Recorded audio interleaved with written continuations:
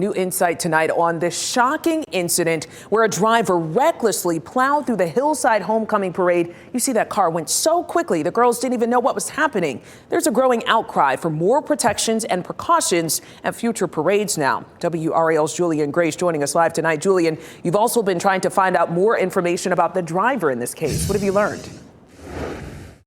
I have, Lena. Let me first tell you this. We are told that officers were on every corner of Fayetteville Street as this parade was making its way down the street here, and that driver still went the wrong way. We found out tonight, though, that driver lives less than a mile from this parade site.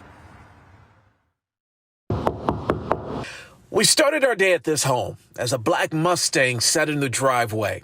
We were hoping to talk to Jerry Brooks. Police say Brooks is the one who drove through the Hillside Homecoming Parade at high speeds in a black Mustang. Everyone was kind of at a standstill for the moment. Let's replay the video again. There were children on this route, spectators in seats all along Fayetteville Street. And police say Brooks wasn't the only one who violated this space. A pair of 19-year-olds on dirt bikes tried to disrupt the parade route. They were arrested and charged, and so too was a 41-year-old woman with an outstanding warrant and a concealed gun. How we secure the perimeter? Should we have law enforcement bookends either end of the parade on the streets, especially where the driver came from?